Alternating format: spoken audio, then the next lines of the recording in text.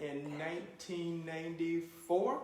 No, 90. No, 1990, yeah. 1990. Fresh out of high school. Right out of high school. We went to AIT together. I was in Bravo 210. You went to basic training in what? Alpha 310. Alpha 310. And we was down in Fort Leonard Wood, Missouri. Alpha Bulldog. But we didn't really meet until AIT in Fort Lee, Virginia. And then we got stationed together at Columbia, South Carolina. And for about 2 years, he was working at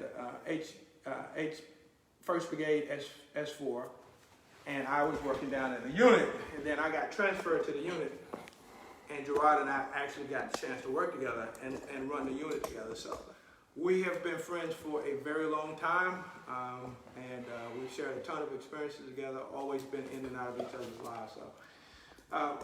So my main purpose here to do what I want to accomplish today is talk with you about accomplishing some dreams, but I'm going to just talk with Girard and talk with him about his experiences of starting businesses, using his thoughts, his imagination, setting goals, how people have helped him along the way in his business and different businesses. And just try to offer some advice, maybe some insight into starting a side business and how it's been beneficial to him and his family. So with that said, I'm going to just start off, and we're going to Girard we're going to start off with one of his businesses, and we'll let him tell us how it got started. He's a photographer in the Atlanta area. He's been featured in the Essence magazine, and I'll just give you a little bit of a hint, I steal it from him before he gets to share it with you, is he's self-taught. He taught himself to be a photographer without any instructions, and I'll share more with that about you. So with that said, Girard, if you'll kind of maybe share with us how you got started in the photography business. Well, it was really something that was accidental. I had at the time when I moved to Atlanta, I had a girlfriend who was a photographer, and my sister, who also lives in Douglasville, Georgia, was also a photographer. I've always liked to take pictures, but I had never really thought about, taking pictures myself, taking pictures of people. I was always in the pictures. Mm-hmm. So just hanging out in the Atlanta scene. A lot of you may know that before I moved to Atlanta, I was the owner of a mortgage company. And so after everything went bad in 2008, my goal was just plain have fun. I didn't want to do anything serious again. I didn't want to come here and get back into the real estate business or the mortgage business. I had one goal. At the time I was single and I wanted to have fun. So that's kind of how it started. I would be out taking pictures, and they would come out pretty good. And just to make a long story short, I would start getting offers to come take pictures. And my sister, when I was visiting her in DC, I was just talking in casual conversation. I was getting really interested in photography, and I was telling her that I wanted to, at some point, buy me a DSLR camera, to get a little bit more serious about it. And she was like, you know what? We got a DSLR camera in the closet that we don't use. It's Christmas. Here you go. Merry Christmas. Boom. That was a Sony camera. So that kind of started it and kind of lit that fire. And I've been on fire ever since. Now I'm in the Nikon family, full frame Nikon. And pretty much, so that's how it got started. And then, so being self-taught, I was able to just do my research, learning from other photographers, other Atlanta photographers, and able to get a little bit better. For a long time, I didn't even call myself a photographer. I would show up and they would say, oh, so you're here to take pictures? I was like, yeah, you're the photographer. I was like, I'm the guy here to take pictures. Because I knew I had a lot of work to do. And I did a lot of free events to get started and to get my name out there, to make friends and things like that. And it kind of just snowballed from there. But at some point, I did become competent with the craft, and to where I show up now and I actually am the photographer. Totally confident in saying that now. Totally self-taught. Photography is a competitive business. You may see photographers fighting and beefing online or critiquing pictures. And I've never been that type of person. I've always been, the type of photographer that wanted to learn and also help other people. Now, if you ask me for feedback, I'll give it to you, but I'll shoot it to you inbox or something like that. I will never get nasty with you. And so, so that's pretty much how I got started. Taught myself a lot of YouTube videos, going out, trial and error, and it's pretty much snowballed to where I am today. The way this relates to what Mike is doing, he talks about creating a side hustle and getting financially independent. So photography did become a side hustle for me. But it became so lucrative until it's been able to take up the slack, pay bills, pay mortgage payments. To when me or my wife is out of work, is able to take up the slack and make up the difference to keep everything afloat. So sometimes your side business can become more lucrative than your primary income or your primary job. So if you have any talents, if you're thinking about doing something, if you're thinking about starting something on the side, definitely look at it, learn it, and go for it. I would say go for it. Sure, cool. So with that said, when we start talking about a little bit about the Live Boot Camp, it's some of it is awareness, it's figuring out what your strength zone is, what some people may call your genius zone. And of course, everybody should try to operate in your genius zone. And I call it a wheelhouse. And the wheelhouse is the place in the batter's box that you have the best chance of hitting a home run.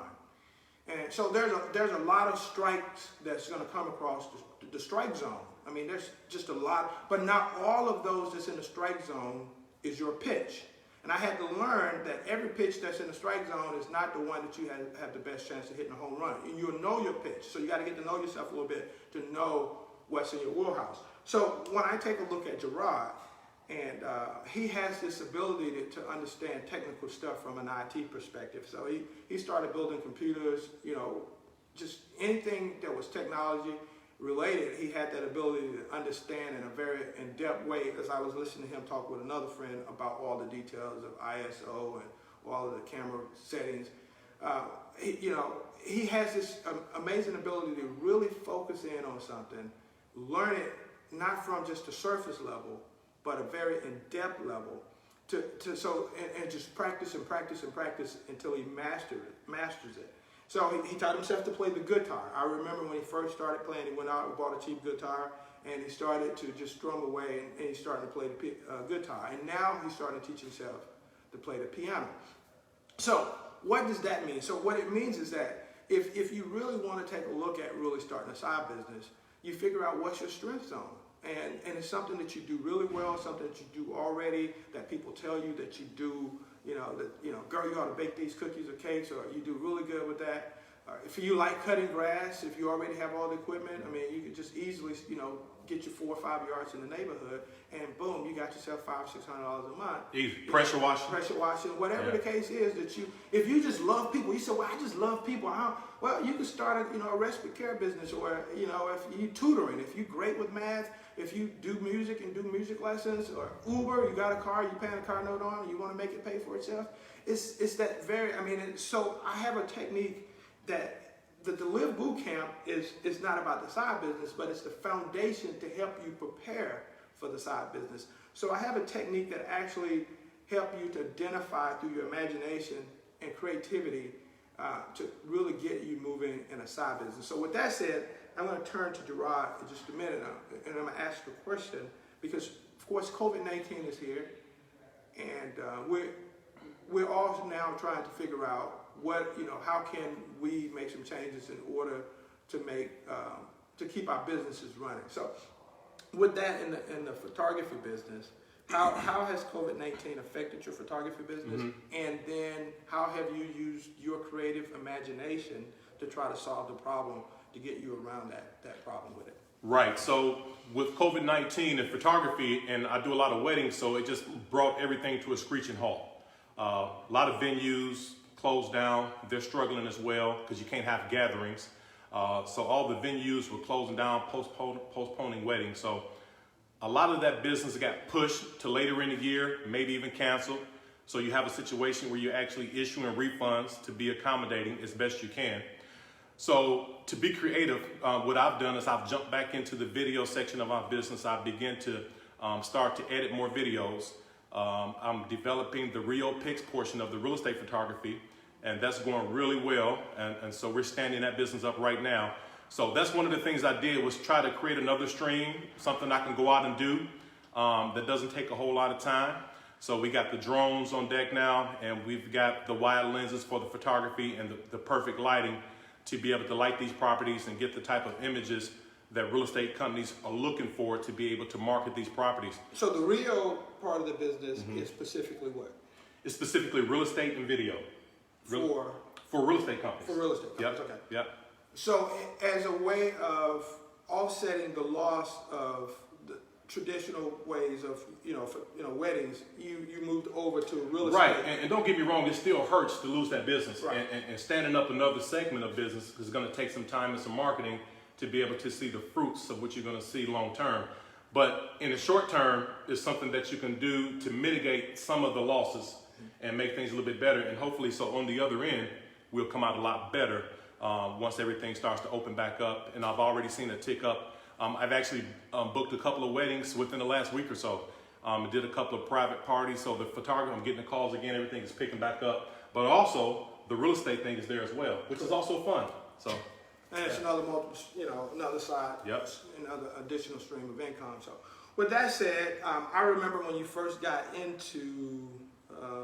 began to get into the photography business. I was actually down in Atlanta visiting with you, and we started talking marketing, and we was talking about Facebook ads and all of that stuff. And but earlier, we were talking a little bit, and we was talking about how people have helped you with your photography business. So Oh, man. if you just share a little bit about your tribe of people that's working on your behalf. Well, I do have a tribe, and that's one of the things that I'm most excited about. So when I think about people like Kevin K. Reeves with the group Honest Announcements, is kind of where I cut my teeth and was exposed to a large Atlanta circle that really have supported my business. I mean, I can't even count or even name the people that I've done some type of photography for in my Atlanta circle. Also, shout out to Vincent Coakley, another photographer that was doing a lot of event photography, and he's an Atlanta socialite. He's everywhere all the time. He's kind of took me under his wing several years ago, gave me business. Whenever he couldn't do a gig, he would send me the gig. Sometimes he would say, I need another photographer, Girard, come help me with this gig. But he would give me the game, exposed me to a whole nother circle of people, just kind of like Kevin K. Reed. And man, the people that supported me, I've made lifetime friends in Atlanta. Atlanta has really become my town, and I really appreciate you guys. But you can't, and also sometimes I'll post something, and I'll say, hey guys, help me get to a certain number of likes, or if you know anybody looking for this, please share my details with them. Ever so often, I'll reshare my website. I'll have friends that'll share it. That's very important because my friends are trusting me enough that I'm confident enough to be able to share my business website with their friends. I mean, and that's huge. And also my church as well, Elam Church. They've also shared my stuff and had me do things for them as well. So asking your friends to help you out, your tribe, your circle, your sphere of influence, so to speak, is very important. I remember when I was in real estate, they told me that if you get in real estate, if you can't write 100 names on a piece of paper and call all of those people on the phone and call you by first name and they say your name back, you have no business being in real estate because you don't have no circle. I absolutely do not have that problem in Atlanta, and that's one of the main reasons, if not the reason, for any success I've had with photography is that circle of influence and my friends in Atlanta. Shout out to you guys. Right. So I brought up the supporting tribe because as a small business owner, it's going to be very difficult to make this happen without people recommending you for your product and service, for people just willing to support you with, hey, I've had so many people from the fitness business that has recommended this business, but in addition to bring in water, Kelly, people, they bring in and drop off products. I just met Candace Oliver. I was looking for some cleaning supplies to make sure I can keep the gym clean. Now, I brought up that because that is a part of the Live Bootcamp, because you do need a tribe of people to support you. But there's another final product that's in the Live Bootcamp that talks about a winning, pleasing personality. And so we were talking earlier, it's like, you can't be a barber without somebody's hair to cut. You can't be a photographer without someone's pictures to take, or somebody willing to at least buy them, even if you're doing scenery type photography. You can't be a personal trainer without someone to train. So that attitude or that connection that you're able to form with people is often what makes them say, when they sit down and meet with you or talk to you on the phone, that I'm choosing you to be my photographer, not just based on the pictures or the quality of pictures, but actually this connection and attitude that you bring to the table. So, in the Live Bootcamp, there's like 20 questions that we go through to see where your weak areas are, to figure out in terms of what you need to really show up, bring to raise in order to have that type of attitude. And, you know, one of them is confidence. So, and as Girard talked about earlier, is like, you know, I used to show up and say, hey, I'm just here to take the pictures. Because at that point, he didn't have the confidence to call himself the photographer. And if you come just to show up to take the pictures, guess what? You can only charge as a picture taker. You don't have the confidence to charge as a photographer. So you're not going to ask for, you know, really, you know what your worth is already. So you got to really take the time to really practice that skill in order to get so good at it that you're willing to say, hey, okay, now I'm a photographer and this is my cost. So yeah, so just having that personality that people want to connect with. And I've been around Girard and hung out a lot of times for celebrations down in Atlanta. And he has, you know, this really large tribe of people, and they're really fun to hang out with. So I can easily see how your personality lends itself to kind of help build your business up. Right. So if you want let me say this. So yeah, as far as what your personality is and your sphere of influence, keep in mind that you will get business, whatever business you decide to start, you will generate some business on the strength of who you are, who you know, and that you're a good person. But what I would encourage you to always remember as you're learning this craft, if you're not already proficient in that craft, make sure at some point you become competent in your work. Because at some point you're going to have to be competent, and that's you're going to destroy your business. You may get the business because you're a good business person. Maybe you're a good salesperson. Maybe you just have a real pleasing and bubbly personality, and that will get you in the door a lot of times. But at the end of the day, what you want to remember is that your work is going to need to be competent. So take time to study your craft, become proficient, so that you can be confident and competent at the end of the day to charge the fees that you're worth. Okay? Sure. Cool. All right, guys, so we're not going to keep you on here much longer. I do want to say that Girard came down so that we could hang out, and we got a chance to get out on the lake yesterday and Try to kill me. do some kayaking. Try to kill me. We got some bike riding and just trying to get some work done. But we were supposed to get together in March because I was going to do the Live Boot Camp for a warm audience, and he was going to come down and take pictures for me and do some videos to help me with some marketing material for this next dream of my life. And of course, we didn't get to do it because of, you know, everything that happened with the pandemic. And so we're actually trying to, while we have some fun, we're trying to work some of that in. And we're actually here today. This is the first guest in the living room. That's a part of my dream that I have put together because I'm looking forward to having some really deep conversations and helping people accomplish some goals in a group type setting. And so I think it's a very comfortable atmosphere. I'm excited to share this moment. To have the first person in this space with me is a dear friend of mine, Girard. So guys, we're going to do some virtual programs. I have a Live Boot Camp that's scheduled. I think it's June 30th. Again, go to the website, register. It's $97. It's usually $150. And if you go ahead and register, I told you in the boot camp earlier, in the live post earlier, that it's a money-back guarantee. If you decide it's not worth your time, I'll give you back all your money. If you tell me what you think it's worth, then I'll send you back the difference. I believe in it enough to know that it will help you accomplish your goal.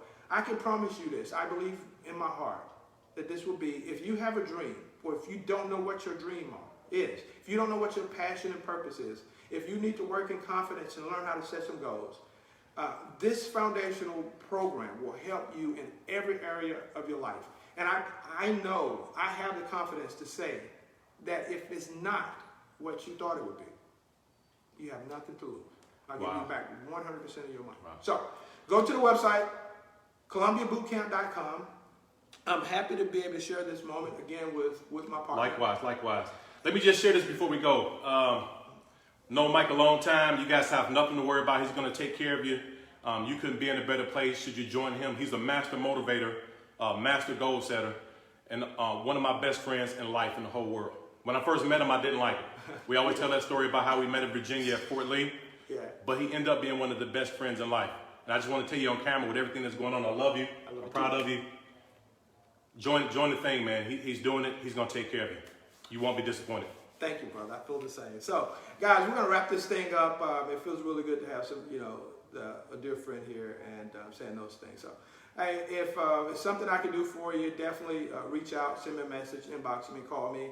And we do have the gym open as well, so we're leading classes. So take a look at all the products we have, and we will see you guys soon. We're gonna hang out the rest of the day and have some fun. That's right. So we'll be posting pictures and hanging out. So see if I can get them to do a TikTok. I know it, right? Fool. All right, guys, we love you. Peace.